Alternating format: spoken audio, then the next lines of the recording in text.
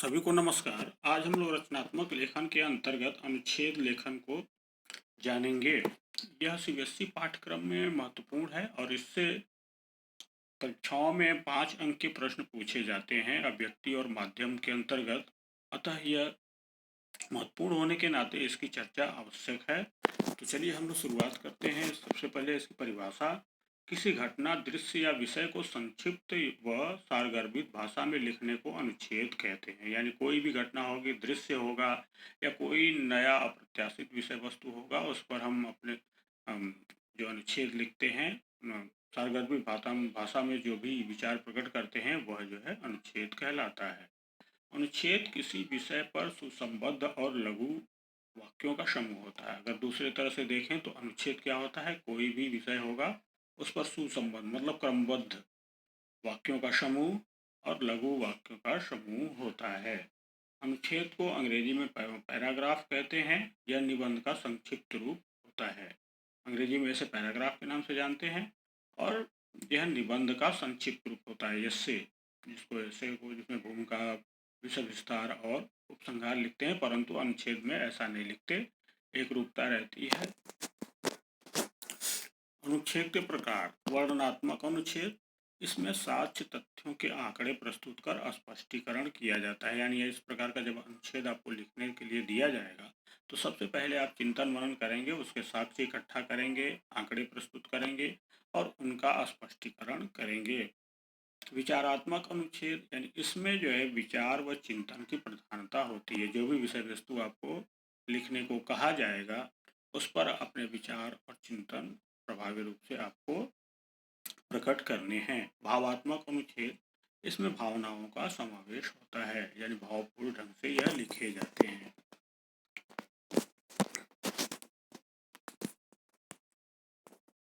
अनुच्छेद लिखने की विधि, यानी अनुच्छेद किस तरह से लिखा जाएगा उसको हम जानते हैं। विषय के किसी एक पक्ष का वर्णन करेंगे, यानी जो कोई विषय वस्तु आपको मिलेगी लिखने के लिए, उसके किसी एक ही पक्ष का आपको वर्णन करना है। भाषा सरल, स्पष्ट और प्रभावी होनी चाहिए। इसकी जो भाषा होगी वो सरल होगी और आसानी से समझ में आ जाने वाली होगी तथा प्रभावशाली होगी, अपना प्रभाव छोड़ने वाली होगी। पुनरावृत्ति से बचे। पुनरावृत्ति यानी बार बार शब्दों का आना, एक ही प्रकार के शब्द या वाक्यों का, उससे हमको बचना चाहिए, क्योंकि इसमें शब्द सीमा निश्चित होती है और दूसरे अगर बार बार हम आवृत्ति करते हैं तो वो अच्छा अनुच्छेद नहीं बन पाता है।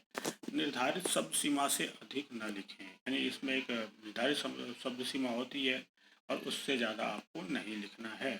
शब्द और वाक्य एक दूसरे से गुथे होने चाहिए, यानी जो भी शब्द आप लिख रहे हैं और जो वाक्य बना रहे हैं उससे, तो वह एक दूसरे से संबंध होना चाहिए। यह नहीं कि शब्द कुछ और अर्थ रख रहे हैं और वाक्य कुछ और अर्थ रख रहे हैं, इससे अनुच्छेद खराब हो जाएगा।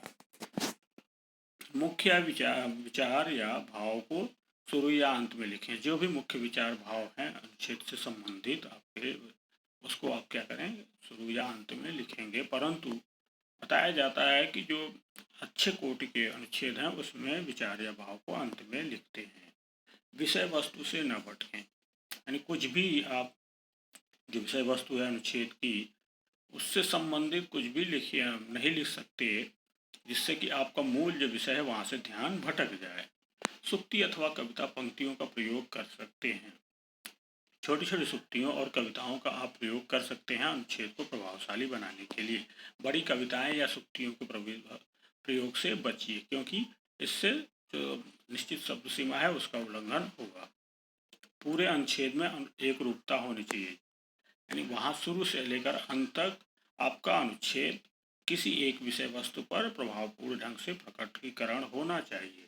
80 से 100 शब्दों में लिखें, यानी जो अनुच्छेद आप लिखेंगे वो ज़्यादा से ज़्यादा क्या होगा, 80 से 100 शब्दों का होना चाहिए। इसकी विशेषताएं, इसको हमने इसलिए दिया है क्योंकि आपने लिखने की विधि देखी है और जब लिखने की विधि देखी है तो उसी से जुड़ी हुई विशेषताएं भी हैं, इसीलिए आपको वहाँ पहले लिखने की विधि बताई गई और यहाँ पे आप जब पढ़ेंगे तो आपको पूरी तरह से ये याद हो जाएगा। तो चलिए देखते हैं। अनुच्छेद में विषय के पक्ष का वर्णन होता है। एक पक्ष का वर्णन होता है, अर्थात जो भी विषय वस्तु मिलेगी उसके एक ही पक्ष का आपको वर्णन करना है। इसमें बात को घुमा फिरा कर कहने की बजाय सीधे लिखते हैं। वाक्य छोटे, सरल तथा आपस में गुथे होते हैं। आवश्यक प्रसंग नहीं होते हैं। जैसा कि आप लिखते लिखते ऐसा ना हो कि ज़्यादा इस तरह की बातें लिखें जिससे शब्द सीमा का उल्लंघन होगा और अनुच्छेद आपका अच्छा नहीं बनेगा। निबंध जैसे प्रस्तावना, विषय विस्तार एवं उपसंहार नहीं होते। यानी जैसे कि निबंध का ही संक्षिप्त रूप माना गया अनुच्छेद को, और आप यदि अनुच्छेद लिख रहे हैं तो उसमें जैसे निबंध में आप भूमिका या प्रस्तावना, विषय विस्तार एवं उपसंहार लिखते हैं वैसे नहीं लिखना है। पूर्ण व स्वतंत्र अर्थ के होते हैं। अनुच्छेद अपने आप में स्वयं में पूर्ण होते हैं और स्वतंत्र उनके अर्थ होते हैं। अनुच्छेद में विचारों का क्रम इस प्रकार होता है कि उनका आरंभ, मध्य और अंत आसानी से समझ में आ सके। जैसे आप अनुच्छेद लिखेंगे तो शुरू से लेकर अंत तक उसमें ऐसी सुसंबद्धता होनी चाहिए, एक रूपता होनी चाहिए, जिससे कोई भी पाठक शुरू, मध्य और अंत तक उसको समझ सके। चलिए उदाहरण, अभ्यास का महत्व। बहुत सारे विषय वस्तु पर अनुच्छेद लिखने पड़ते हैं, तो यहाँ पर हम लोग एक उदाहरण लेते हैं और आपको लगता है शायद आसानी से अनुच्छेद लिखने का जो ढंग है वो समझ में आ सकेगा। अभ्यास का तात्पर्य किसी क्रिया को बार बार दोहराने से है। यानी जो अभ्यास के बारे में हम बताएंगे शुरू में, अभ्यास क्या होता है, तो ये बार बार दोहराने से है। इससे उस कार्य में व्यक्ति की प्रवीणता स्थापित हो जाती है, उसका आत्मविश्वास बढ़ता है और बुद्धि तीव्र होती है। जो भी अभ्यास करेगा वो बार बार क्या होगा, उसमें प्रवीण हो जाएगा, कुशल हो जाएगा और उसकी जो है बुद्धि तीव्र होगी, आत्मविश्वास बढ़ जाएगा। इसको चरितार्थ करने के लिए सुक्ति देखते हैं। करत करत अभ्यास के जड़मत होत सुजान, रसरी आवत जात तेज सिल पर पड़त निशान। अर्थात जिस प्रकार से रस्सी पर रगड़ खाने से निशान बन जाता है, उसी प्रकार निरंतर अभ्यास से मूर्ख भी विद्वान बन जाते हैं। अर्जुन तथा एकलव्य निरंतर अभ्यास से धनुर्विद्या में पारंगत बने। यदि विद्यार्थी नियमित अभ्यास करता है तो उसे कोई भी विषय कठिन नहीं लगेगा। वह सरलता से उस विषय में कुशलता प्राप्त कर सकता है।